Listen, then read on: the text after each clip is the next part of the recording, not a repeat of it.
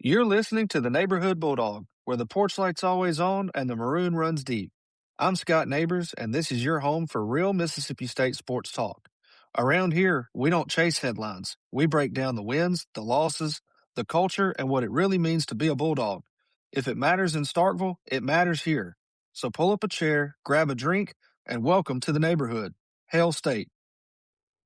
Welcome to another episode of the Neighborhood Bulldog. Thanks for joining me here on this Wednesday night as we're going to recap some midweek action and get a good preview going into what is going to be a huge weekend slate for the Mississippi State baseball team.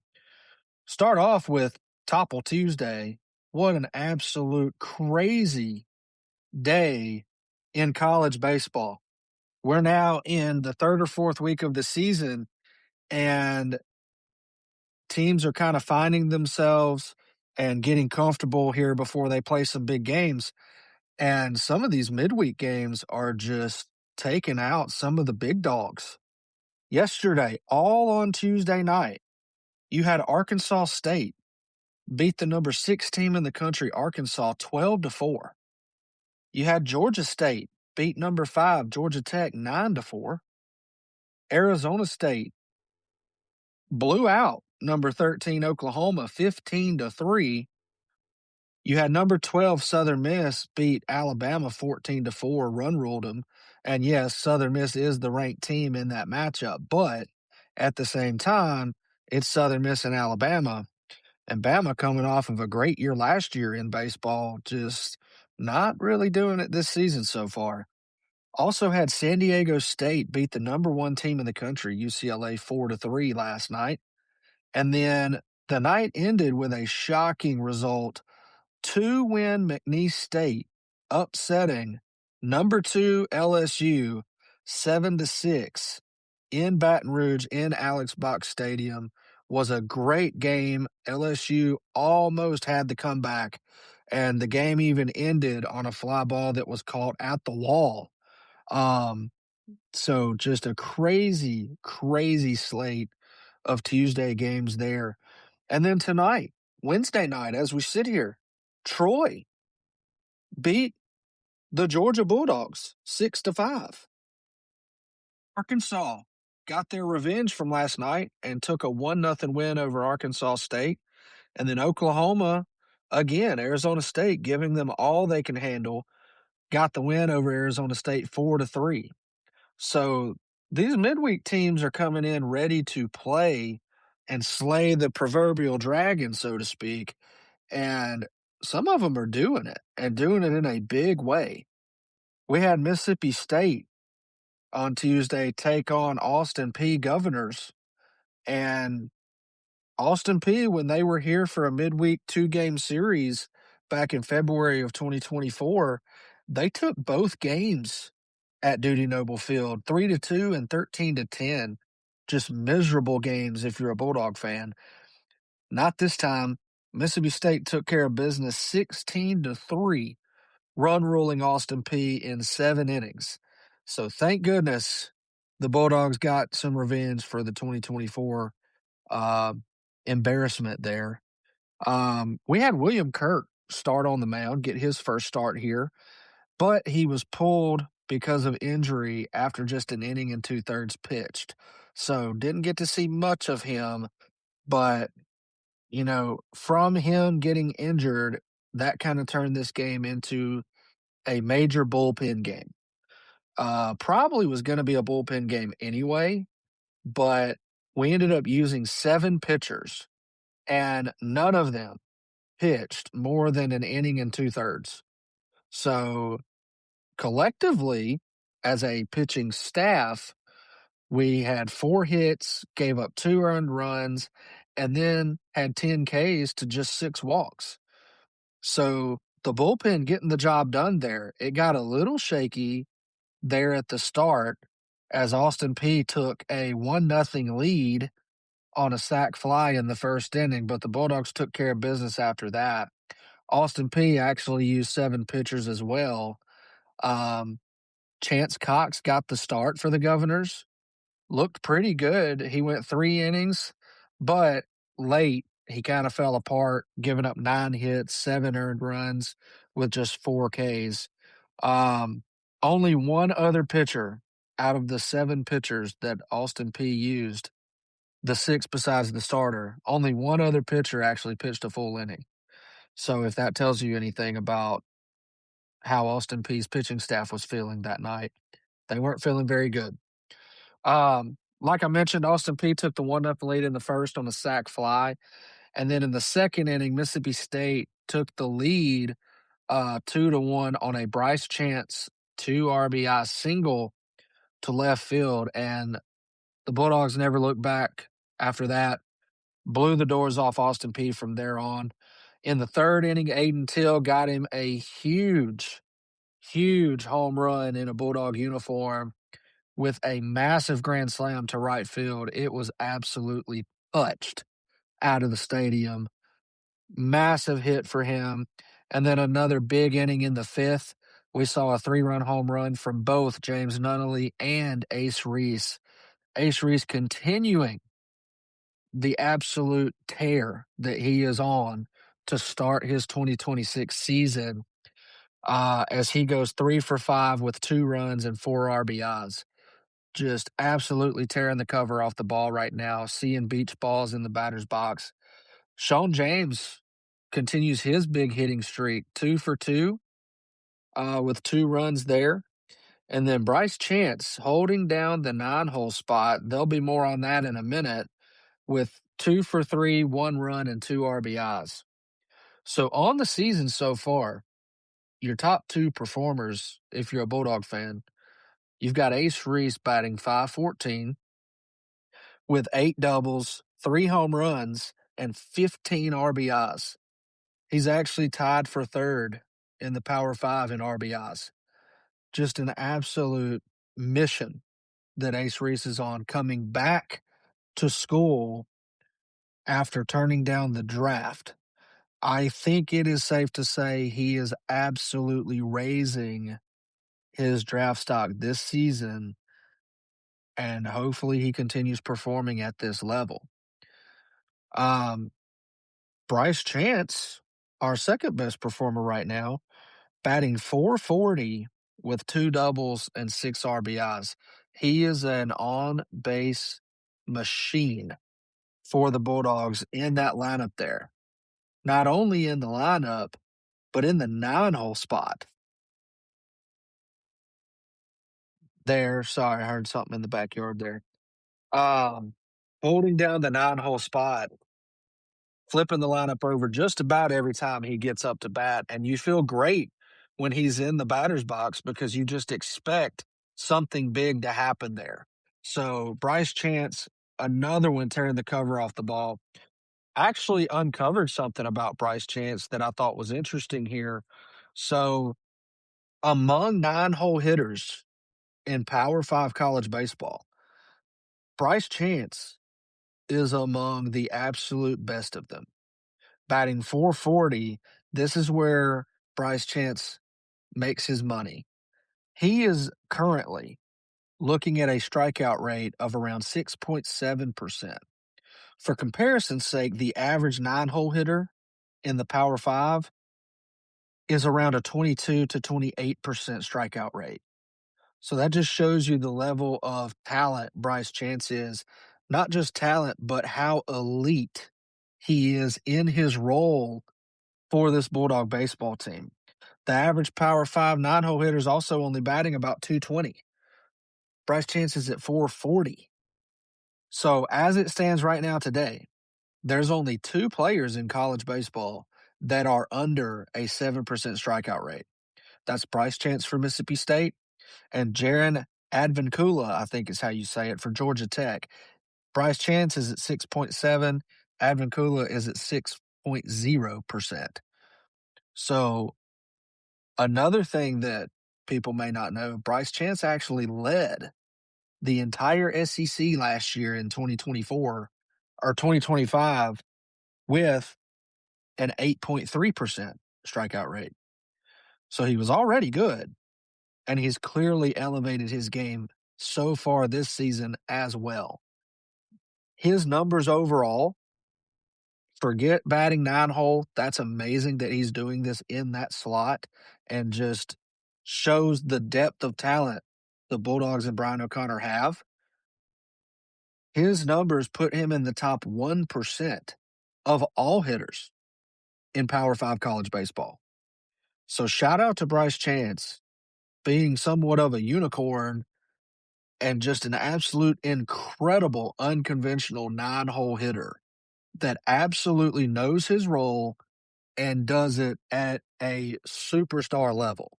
So shout out Bryce Chance. I love that he's in the Bulldog uniform, and we are extremely lucky to have him in a Bulldog uniform.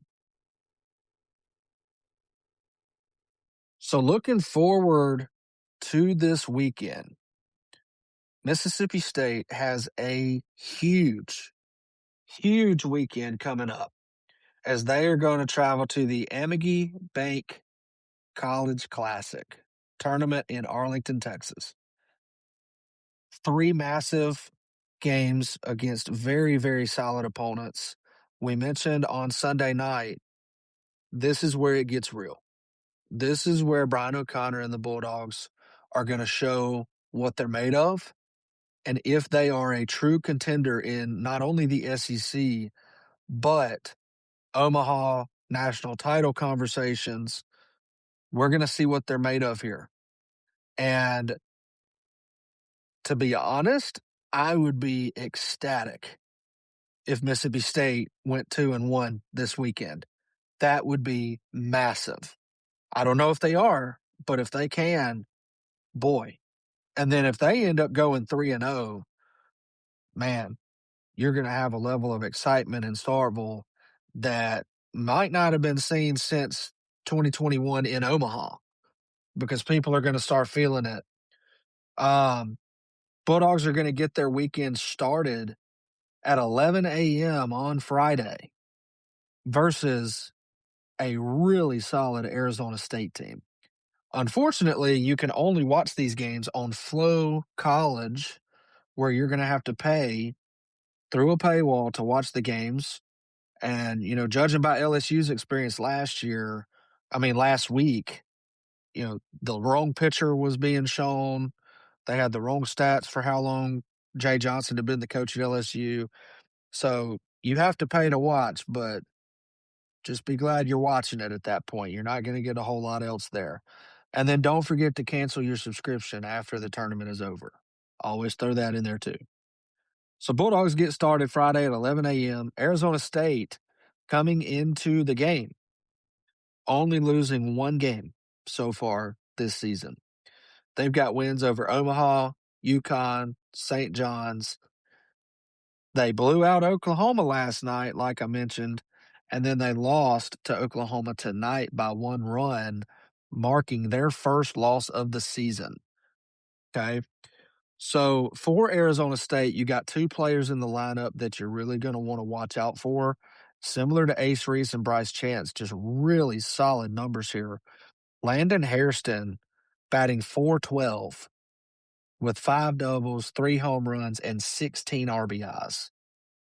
And then you have, I believe his name is Nuu Contreras, batting .394 with 2 doubles, 4 home runs, and 15 RBIs.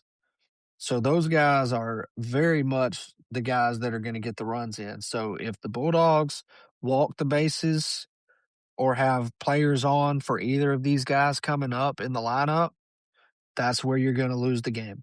That's where it can get dangerous very fast. On the mound for Arizona State, looking at who has been their Friday starter all season so far, you've got Cole Carlin, okay? He is a left-handed pitcher, big guy, 6'5", 230, big guy. He's currently got a 1.64 ERA in 11 innings pitched with 5 hits, 2 runs, giving up 2 home runs, but he's got a 12-3 strikeout to walk ratio. So he's going to fill up the zone. He's going to make you work for it, and you better be ready. Currently, he's got a 135 opponent batting average. So Cole Carlin getting it done on the mound for the Sun Devils, a big reason why they've only lost one game so far. So I would expect him to be matched up with Ryan McPherson for Mississippi State, and that could end up being somewhat of a pitcher's duel. I think we'll see a good Ryan McPherson versus a good Cole Carlin, and that may be a low-scoring game. But the Bulldogs are going to have to do the little things well to win this game, meaning, like we talked about the other day, you cannot make the same base running mistakes that the Bulldogs have been making. You've got to be ready to take that extra bag. You've got to be ready to run on a dirt ball. You can't hesitate. That's where the game will be won and lost versus Arizona State. Attention to detail. On Saturday at 3 p.m., the Bulldogs are going to face Virginia Tech, who also only has one loss on the season. They have wins against William and Mary, East Tennessee State, Rutgers, and James Madison, and their only loss was the middle game against Rutgers. So for Virginia Tech, again, top hitter on their squad, they didn't have as many players batting over 400 like Arizona State did. Arizona State had 3 players batting over 400. Virginia Tech has 1. That's going to be Sam Gruby, batting .444 with 12 hits, 4 doubles, and 2 home runs. He's kind of the staple in the lineup for Virginia Tech there.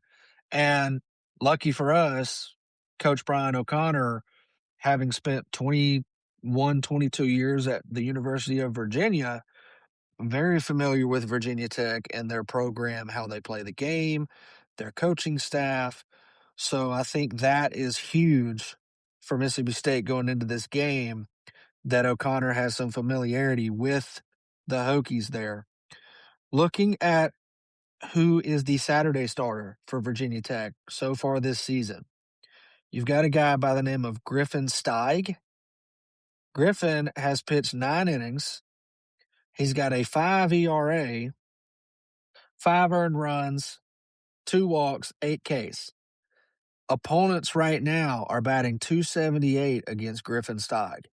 So that is a game where I would expect the Bulldogs to have a big day offensively. I think this game is their best chance to get a win this weekend. Like I said, I think Arizona State's going to depend on how we look on the mound. I think we're going to have to pitch it well. We're going to have to hold the runners, actually, which we have not done so far this season. We're going to have to pitch well and hold runners to win that game on Friday. This game, I think, is the one where the offense can carry us a little bit. On top of Tomas Valinkas having another good showing, a third consecutive good showing on the mound for us on Saturday there. I expect him to start on Saturday. Again, with a .278 batting average against, I expect Ace Reese, Bryce Chance, Sullivan, Stallman. I think we will have a big day at the plate versus Griffin Steig there and hopefully come away with the win.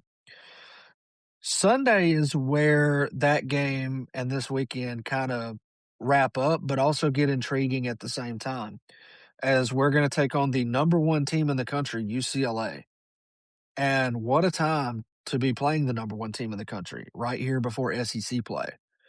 So Sunday at 2:30, UCLA is 6-2 so far, with wins against UC San Diego, Tulane, and a very loud sweep against TCU last weekend.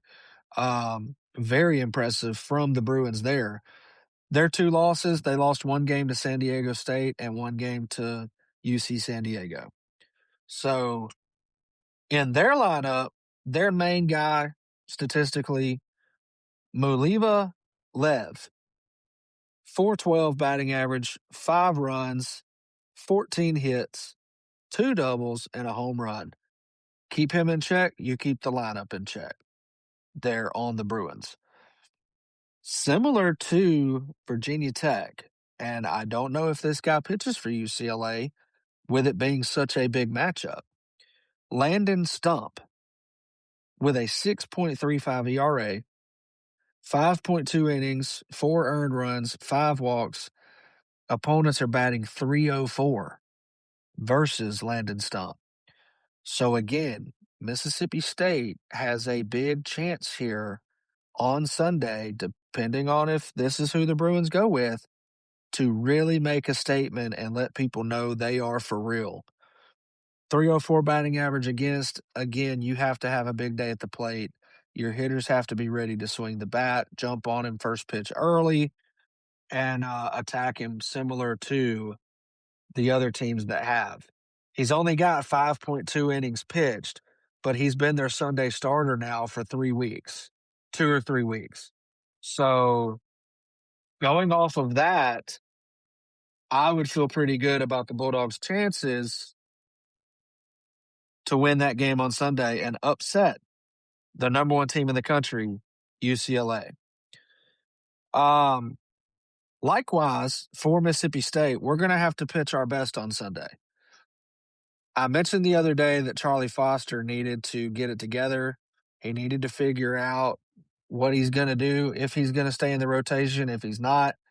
You've got 2 straight weeks of poor performances from Charlie Foster where one thing went wrong and then just kind of the wheels fell off, whether it's a mental thing, a tiredness thing, whatever. That cannot happen. And it certainly cannot happen against the number 1 team in the country. I would expect, as we sit here today, and I don't think the rotation has been announced as we sit here Wednesday night. Maybe it has. I would expect Duke Stone to pitch on Sunday for Mississippi State. Just going to check real quick and see if the rotation has been announced. I worked a very long day today. Let's see. No, the rotation has not been announced. And that, to me, being on Wednesday night here, that to me says Brian O'Connor's trying to make a decision with Justin Parker. I would expect to see Ryan McPherson, Tomas Valinkas, and Duke Stone. I think that rotation at this point gives you the best chance to win all 3 games. And then if you have to get in your bullpen, let your bullpen work. Your bullpen has been pretty good so far and is one of the deepest in the country. So let them work. Let them see what they can do off the mound there for the Bulldogs and hopefully come away with a massive weekend win against 3 really, really solid teams and programs there. Looking at the other sports as we go into the weekend. It's Wednesday night tonight. We've got some games going on. The softball team got a big win over Georgia Tech, 5-0 tonight. And they're going to play Wofford, Georgia Southern, and Clemson this upcoming weekend. So a big chance for them to show where they are. You know, they've only had 1 loss on the season so far. And I believe I saw they are the highest ranking in program history right now under Coach Ricketts. So Samantha Ricketts and the Diamond Girls absolutely getting it done there. I'll be curious to see what they can do through the weekend. Women's basketball. We talked about them a little bit a week or 2 ago, how we are getting down to crunch time. The season's running out. They only had about 5 games left. Well, they have not performed well so far in what is considered crunch time. You get a big win over Georgia, and you can't sustain any momentum whatsoever as you end up, I believe, playing Florida and then not even getting off the bus versus Texas at Texas on Sunday. An absolute embarrassing loss. I think they lost by 40+ points in Austin. You have a chance to make the NCAA tournament here. You have to show that you are a hot team because while your overall resume does matter, the committee's also going to look at who's hot right now and who's not. If you're flaming out and you're on that bubble, you're not getting in. So the women's basketball team needs to figure it out here. They need to figure it out fast. They are going to play Texas A&M tomorrow, Thursday night. And then on Sunday, they play LSU. These are two chances you have here to make a statement and show that, yes, we belong. We can make a run in the postseason. But if you show up to either of these games, even if you beat Texas A&M, if you show up to play LSU the same way you did against South Carolina and Texas, I'm not sure you even make the tournament at that point. So I would like to see some energy. I'd like to see some prioritization from the women's basketball team, giving the point of the season that we're in. This is not the time to start taking it easy. This is the time you need to put it together and make a run. Um, we have to mention men's basketball. Not that I want to, not that anybody has wanted to so far this season. Just once again continuing a dismal season. We had the high of upsetting a bad Auburn team in Sarville that took the second best performance in program history by Josh Hubbard. And even then, you had to come back from being down 7 after blowing an 18-point lead, even after the incredible performance from Josh Hubbard, which that's a thing in and of itself. Imagine having a guy score 35 points in the first half alone, and you have to come back in the last minute and a half to win the game. It should have never been close. But as we sit here tonight, men's basketball is currently losing 82-53 with about 10 minutes left in the game at Alabama. Again, we've got to find a way as a Mississippi State athletics department and athletics programs and teams, we've got to find a way to keep some momentum. It does no good to celebrate and have these huge wins if you're going to turn around and not even show up.